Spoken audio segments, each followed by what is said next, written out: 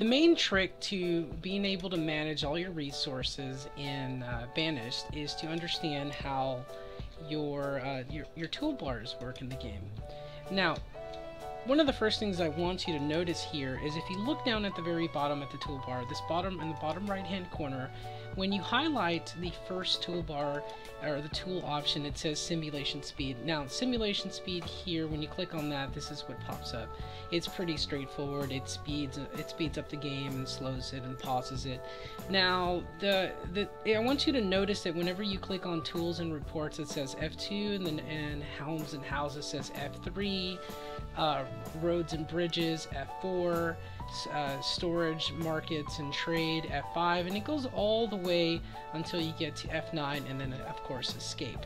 Now, if you think of each one of these as you would a menu, like in a Windows, so you click on it, it says menu, and then whatever pops up underneath is the sub menu. If you think of it that way, you'll be able to quick bar your way through the entire game and deal with any events or things that can pop up. So what we have here is the simulation speed, and when I go to the sub menu, it gives me 3, 4, 2, 3, and 4, 1, 2, 3, and 4. So what this means is if I press 1 in the sub menu, it's going to move everything forward. If I press 4, it's going to speed up the time and everything's going to be moving around it. So without even having to click all these things, I can speed and control the game. Now, if I want, let me show you with the what we're going to be talking about today, which is the tools and reports. I press F2 and I get a much larger option, and it gets so tedious to come down here and have to press every one. So there's genius into how they organize this game. It's really kind of a hot bar game.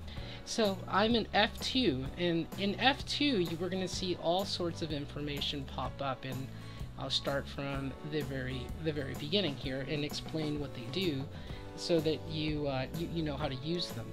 So the first one that pops up is the general statistics. So I press 1 and it pops up. So here's what I have, and it has the name of your town, it has the weather, it has the breakdown of adults, students, and children. What this means is this is kind of your flow of the game, and this little option gives you a brief overview of your resources, your food, your medicine, stored clothing, tools, iron, stone, everybody's average health of the citizens, and the happiness of the citizens. This is really good until later on in the game, whenever you can upgrade to a town hall that gives you basically all the stats and reports that you need to be to make more efficient decisions, larger management. So in this tool, let's start with the population control. You want to make sure that once you get kind of an establishment going, you have your homes and people are secure for the first maybe 2 or 3 winters, that you begin building slowly housing. And we'll talk about housing in the next video and how to balance housing and food and everything. But this will tell you the number of adults, the number of students. Students become more productive, and the number of children. Having children in the back burner adds a population that is feeding off of your food resource, but they're also going to be replacing those people that are dying off, and you're going to be losing them about 10, 15 at a time. So you want to make sure that you have a constant growth balance between how much is being eaten, how much is being produced, and whether you can clothe and feed them. So it's a really important thing to keep an eye on this. Of course, here's your temperatures. So that is the first tool, the general statistics, and I'm sure that a lot of you can figure that out. Let's look at the second one. This is a simple event log. It tells you what's happening, and it kind of gives you a clue. I know a lot of you are going to skip this part of it, and I'm warning you right now, try not to, because when you look in here, it gives you a kind of a specific of what's going on in the game. Sometimes people start dying off, or unhappiness starts creeping in, and you realize, oh, I have food, and what's going on? Well, the event log will be able to give you clues on specifically what decisions you're making that is causing the unhappiness or causing people to die off. An example of that is, yeah, you might have more food than they're being used, but it might be all in fish, and Food diversity is one of those concepts that a lot of people, this game is really advanced in that way, where if you're only feeding them one thing, then they're going to be really pissed off and unhappy, just like would you like to eat the same thing every single day. So your event log will give you a clue of what is going on. Once you have people starting to die off in that first generation, you need to prepare and make sure you're having people breed and replacing them. So let's look at the third tool. The third tool is a map. The map, pretty easy, kind of moves you around the room, lets you see what you want to see. That one's kind of self-explanatory. Number 4 is the professions tool, and this one's really cool because it tells you what professions are that you can control in each game, and throughout the game you're going to have to be able to people manage. So, an example of that is having a tailor, somebody assigned to a tailor position the entire game is a waste. So there are going to be times when you're going to need to assign somebody to do tailoring for a month or two to get all the clothes that you need, and then unassign them and then move them to another position, possibly like where you might need like gathering resources or getting some food or just being a general laborer. So that you understand what this means, the first number is the number of people that are assigned to that job. The second number is the max number of people that can be assigned to that job. So in this case, I have a builder, 3 builders currently assigned, and out of a possible 21 max that I could. And so that's how you can kind of remember how to do these management. We'll get into further details once we get into specifically the jobs in future videos on how to better manage that, because it can get kind of tricky once you have a town beyond 20 or so. So let's go ahead and look at the next one, which is number 5, and it's it shows the limits placed on resource production. And some people might think, well, why is this important? And I think in the game there are times, and here is a situation where this is important, where you don't want them to do an action without putting limits on them. So in the game, logs is one of the most important things that you can have in the game. You use it for trading, you use it for building, and we have something called a woodcutter, and a woodcutter turns the logs into it turns them into stored firewood. Firewood is important to keep all your houses and people from dying in the winter. So it's extremely important that you have this, and it's also a good trading tool. So if I allowed my what's this called? The woodcutter to turn all my logs without a limit into firewood, then I'm really kind of shooting myself in the foot, because I can't use I can't use wood. I won't have the wood necessary to be able to continue building. So this is kind of a reason why you need to be able to control the limits. You can stop them from working, and that little bar says that nobody is working there. Turn it on, and then the person will take over. Right now the game is paused, so there's nothing there. So the resource limits is really useful, rather than having to go to each individual building and click, and you can just click that and be on your way. Now the next one is called the increased priority, which is one of my favorite tools. Let's say that you have gone all over the map, and like me, you don't want to waste time, because remember, every minute wasted is a minute of these characters' lives, and they die off, and you could get into a population spiral where you're dying, where your entire population can die because you've mismanaged your time. So what you do is, let's say that I immediately need food and I don't really care about the houses or anything like that, I've made a mistake. You click on this, and then you highlight the area that becomes that you're telling your people this is a priority. So the people that are really doing anything, that are kind of designated as workers, will stop what they're doing on their individual little projects and come over and start working on this.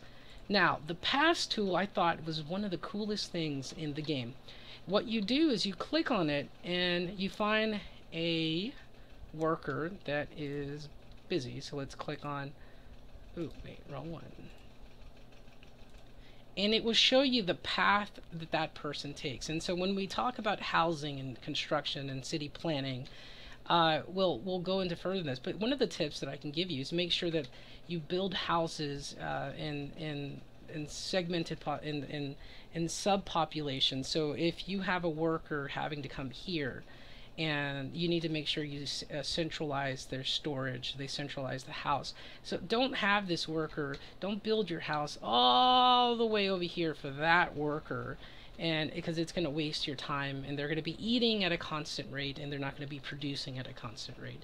So you want to make sure that when you use the paths tool, that you understand the most efficient path that person is going to be taking. I have a feeling that a lot of new people to Banished are going to be making mistakes, like having a single road just in the center of town, and they're not really going to be creating paths that they can build around. So paths in this game is central to city planning. You want to make sure you do a good job with that.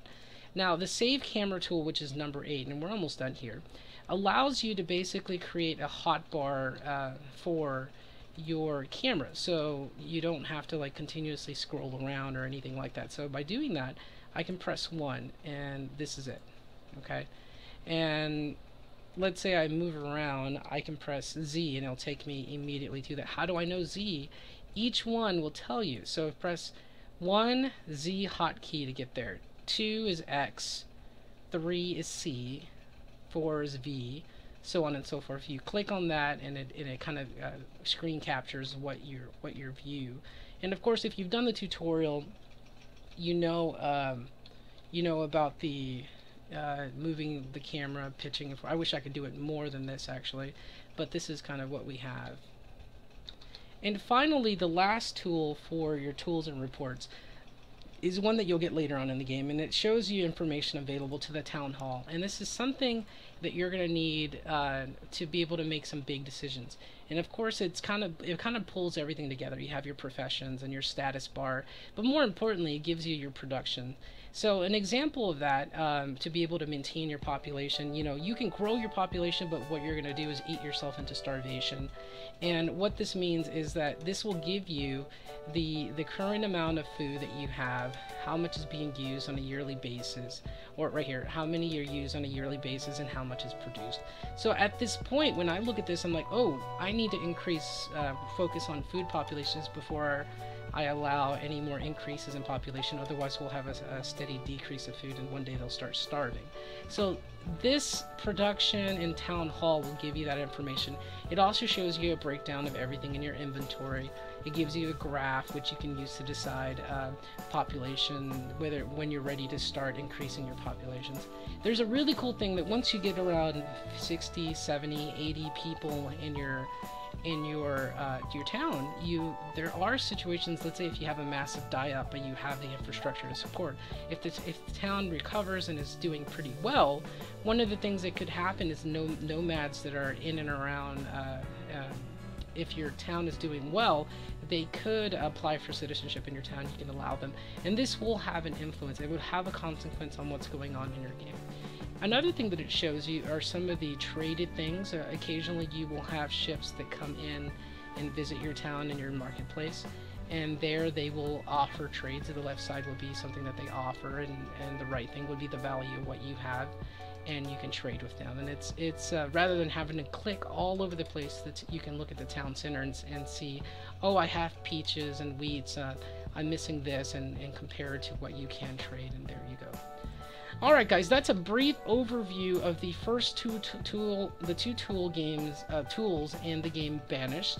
In our next video, we will be talking about housing and role building, and kind of some tips on where you should create and place some of your things. And there are going to be separate buildings because there's just so much information to be given out. We will talk about storage markets, and food production and resource production are going to be 2 separate videos. So check back with us in future videos, and if you like them, please leave a comment and thumbs up, and give me some feedback. I know there's some guys out there that have 300, 400, 500 populations, and you're some experts, man. If you would like to give us a tip, please. The viewers, I encourage that. We learn so much from other people. I don't pretend to be an extreme expert. These are just some basic tools to allow people to become pretty good at, grow, take this and grow as a player of Banished, and tell your friends about it. It's a really, really cool indie game. Alright guys, thanks for tuning in. I'm the Urban Watcher, and thanks for watching.